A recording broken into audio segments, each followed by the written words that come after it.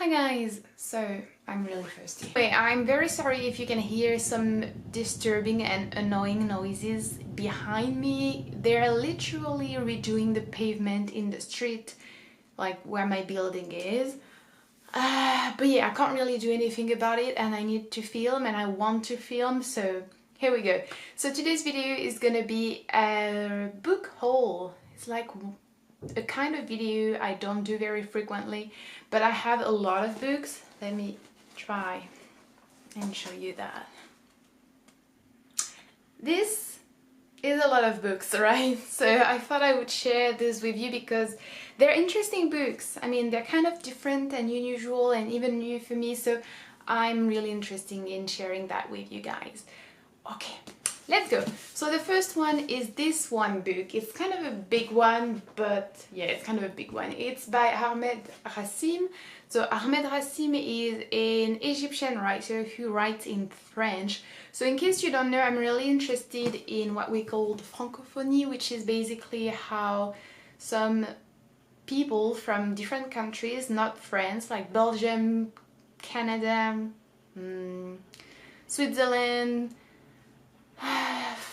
you know, different African countries, North African countries, including Egypt, like my focus is on Egypt, are using French, whether it's in their daily life, whether it's to school, or whether it is to create and to write literature. And I'm trying to read as many Egyptian authors who write in French, and I'm also trying to expand that to other African countries because I feel like this is something I kind of want to explore with my students in September, starting in September.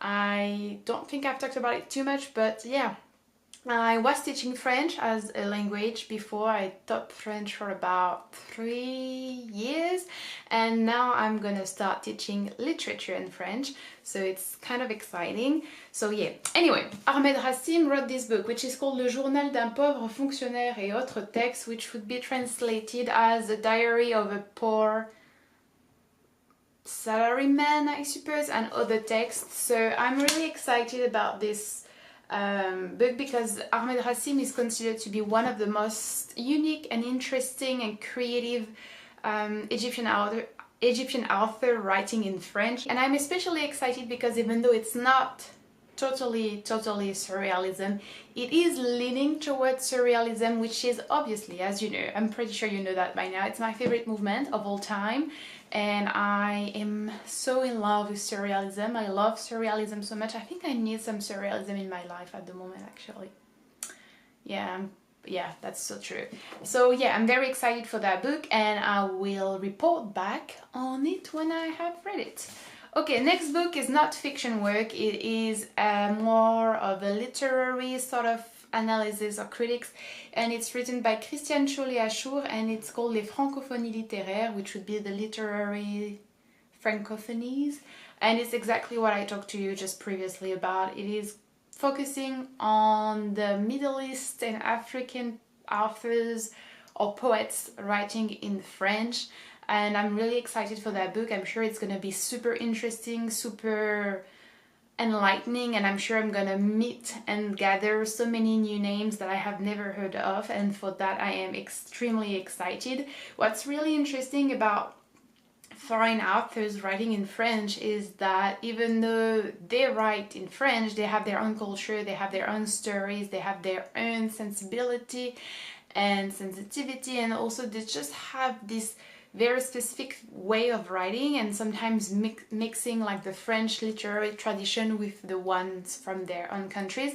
And one thing that's really great is that you don't need to find them translated because they're already written in French, because sometimes I find new authors and I'm super excited, but it's super difficult to find a translation. What I would say though is that those books are kind of difficult to find and I have to really search for them online, which is a shame. Next book is again an Egyptian writer. It is Une ambition dans le désert, which would be translated as an ambition in the desert, I suppose, literally, written by Albert Cosseri. So Albert Cosseri is a very, I mean, if you are interested in French literature written by foreign authors, it is a very famous author. He was a very special and very unique kind of character. He really liked the idea of laziness and of not doing much, which I am excited to see how it translates into his book, because I've tried reading a book which is called I can't remember if the author is Oblomov or the character is Oblomov. I think the character is Oblomov. Anyway, I'm going to put it somewhere. And it basically was about that, not doing much in life, not achieving much. And I didn't like it very much.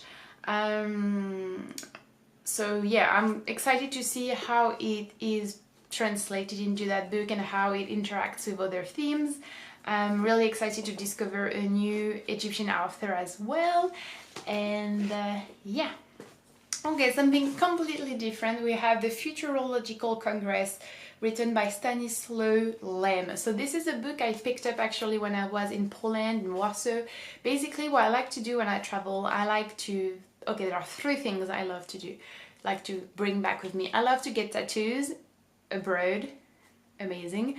I love to get books by someone from the country translated into French or English preferably.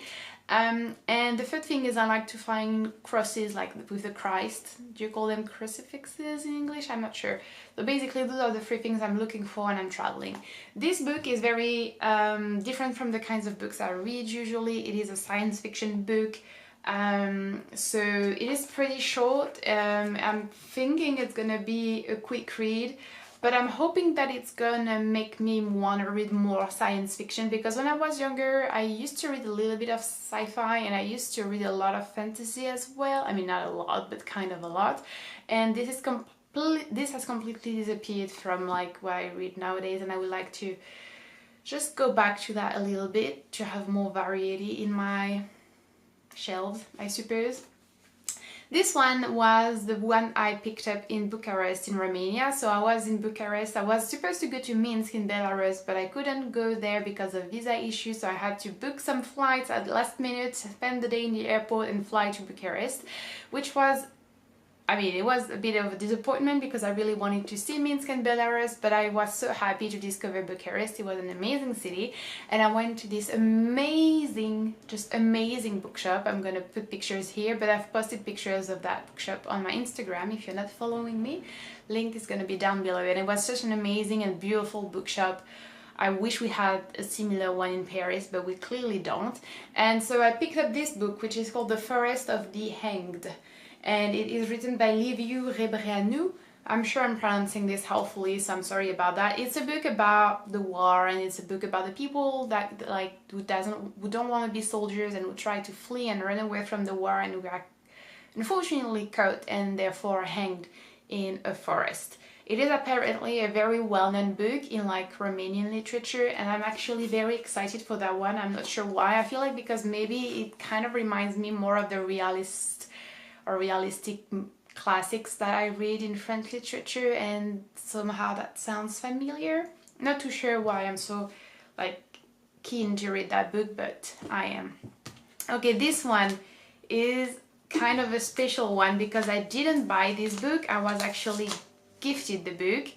It is The Museum of Innocence by I'm sure I'm pronouncing it just not good, Orhan Pamuk, and it's a Turkish book. I'm sure you've read about it or you've heard about it because it was, I mean, at least in France at some point it was kind of famous, and I was really looking forward discovering like a Turkish author. And while I visited a lot of bookshops in Turkey, in Istanbul, I couldn't find any single Turkish author translated into English, which was such a shame. So I met this lovely guy called Erwan, and he gifted me the book, so I was just delighted. And it's a big read actually, so I am going to perhaps pick it up when I will be in the south of France, just on the beach and everything. It's gonna be such a nice moment to read that, I am sure. Oh, I almost dropped all of the books.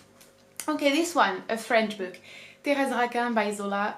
Do I need to introduce Zola again? I don't think so. You know that I love Zola, and I'm currently trying to read all of his books, so he has a lot, which is why it's taking quite a long time.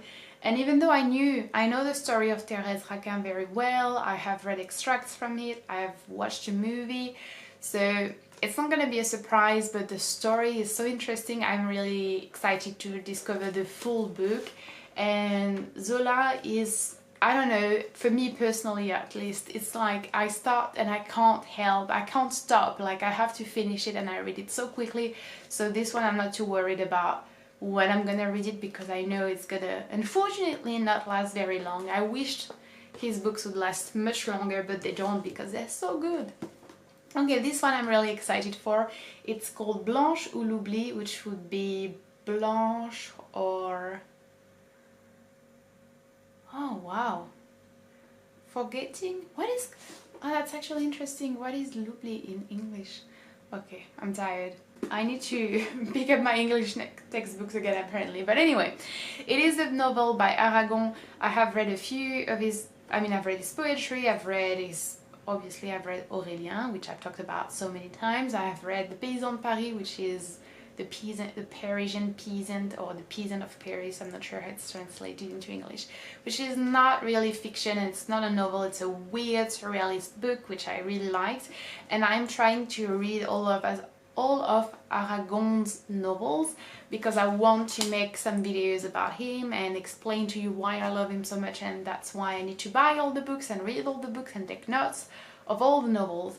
And if you're wondering why sometimes it takes me so long to make videos about authors that I like, it's because it's a lot of work. So please be patient and bear with me. And last book in this very long haul, it is Vous les entendez, Are You Hearing Them? By Nathalie Sarraute. So, to be honest with you, I'm sure I'm not gonna like this book. I just picked it up because this author, she's a very well-known figure in the French literary world. If you're familiar with the 20th century in French literature, basically you have different movements. You have surrealism, which is my absolute favorite, but you also have other avant-garde kind of ish movements, including one which is called Le Nouveau Roman, or the new novel, and it's basically breaking all of the laws, all of the traditions of writing and fiction. Surrealism is about doing the same thing sort of, but with so much beauty, so much love, so much creativity and just inspiration and whatever, which is definitely not the case for Le Nouveau Roman and those authors.